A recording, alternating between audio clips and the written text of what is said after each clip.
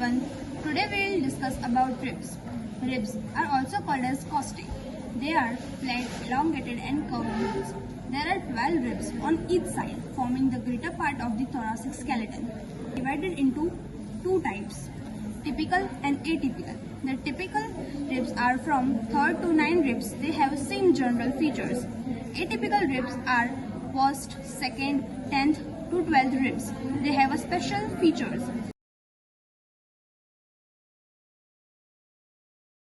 Today we will talk about typical ribs. Typical ribs are from 3rd to 9 ribs. So side determination.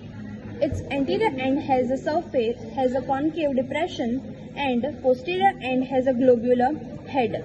Shaft is flat and convex outward and concave inwards. Costal groove is the sharp inferior border lie downwards. External features. Ribs have two ends, anterior end and the posterior end. Anterior end is oval and concave. Posterior end has a head, tubercle and neck. Head has two facets, lower larger facet and upper smaller facet. Neck has two surface, anterior surface and posterior surface. It has two borders, superior border and inferior border. Neck lies in front of the transverse process. This is the superior border of neck. It is also called as the crest of neck. This is inferior border. The inferior border is rounded.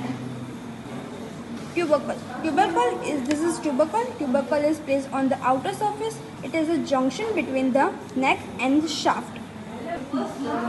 This is the medial part of the tubercle. It is the articular part, and this one is lateral part of the tubercle. It is non-articular part.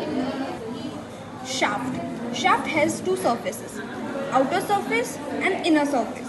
It has two borders, upper border and this one is lower border.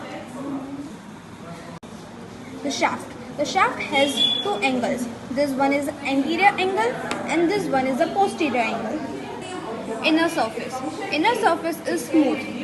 This is a costal groove. The costal groove lies between the ridge, this one is ridge, and the inferior border. This one is the costal groove.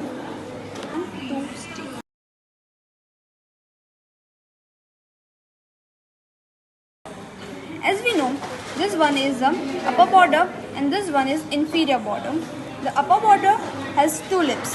This one is outer lip and this one is inner lip. This one is lower border.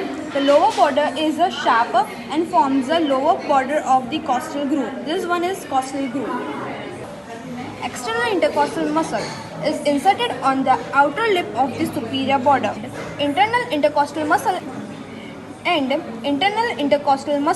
intercostalis intimus inserted on the inner lip of the superior border. This is inner lip. Now, inferior border. The inferior border gives origination to the external intercostal muscle. Internal intercostal muscle originates from the costal groove. This is a costal groove where it gives origin to the internal intercostal muscles. Then intercostalis intimus muscles arises from the middle 2/4 of the ridge. Costalis muscle is inserted on the inner surface of the lower rib. Sacrospinalis muscle is inserted on the posterior angle. This is a posterior angle. Now, medial to the posterior angle, levator costae and sacrospinalis are inserted. Anterior angle. This is anterior angle. It separates the origin of the external oblique muscle and from the serratus anterior.